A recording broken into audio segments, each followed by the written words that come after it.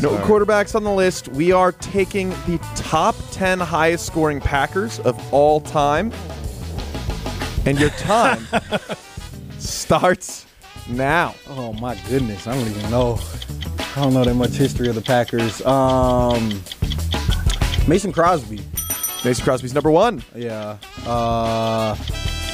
Is Devontae Adams on the list? Number 9 on the list. Oh, he's down low. Man,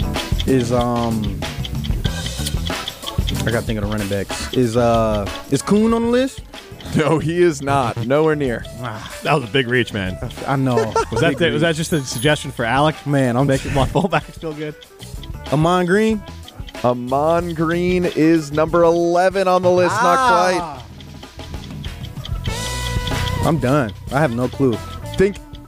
No, I'm not going to give you too much, but it really puts Chris in a tough spot. There's so good job by few Katie. Older ones. Yeah, but how's he going to know these? Yeah, I don't know Packer history. Oh man.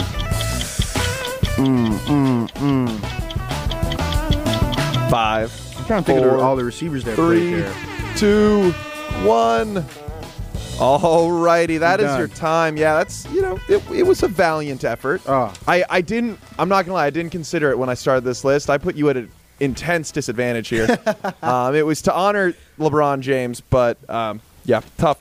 So Jim wins, but let's go over the top 10 really quick. I had a 5 spot. And also kickers is where you got to go. But that's really hard. Think of any more kickers besides Crosby? You have no idea who Chris Jackie is. No. Or Ryan Long. Maybe Ryan Longwell, maybe you saw him like when you're younger. Ryan Longwell rode my bicycle. There you go. Do you know this? Camp? Yeah. See, I can't play for the Packers, man. I don't know how to ride a bike. Forgot.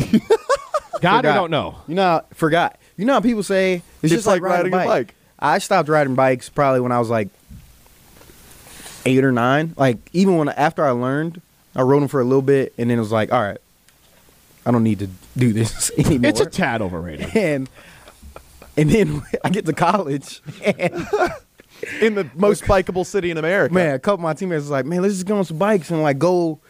We coming from the Jope, and let's just go to the Terrace or something. And I'm like, all right, get on a bike, can't do it. Can't do it at all. Think you fall over? It's either I balance and I can't pedal, or I pedal and I can't balance. But don't all the football players have like mopeds? Like you had to balance that? I didn't get a moped. Dang, they did not like you. I used my 2 feet, man. I told you I was a homebody. See, people don't believe me. I like staying at the house. After your freshman year, you can live wherever. I got my apartment as close to the stadium as possible. Actually, I lied. My first couple of years since I wanted to live with Zach, and we wanted to keep living together and live with TJ and Hoff, we lived actually pretty far. So hold on. With them. Zach Bond? Yeah, Zach Bond. TJ Edwards. Mm-hmm. I don't know who the other guy is. Rafael. Okay, we know Rafael. Yeah. Not all of us know all the nicknames, Chris, of all your Badger teammates here. Bad. People love these stories of your. Hey, I was pretty happy with myself guessing those players that was there. good. So let's run through the top 10. We did have Mason Crosby, who's nearly twice as many points as anyone else on the list. He's got 19,000, number 1. Or 1,900, rather. 19,000 points. Right. Ryan Longwell was number 2 with just over 1,000. And number 3, Don Hudson, an absolute classic, who has 171 point The only reason you would know that one is because the Don Hudson Center, kind of like the McLean Center, is important. So you might have heard someone say that, but otherwise, the father of modern receiving. Come on, Jim. Then you've got Chris. Yeah, I'm sorry.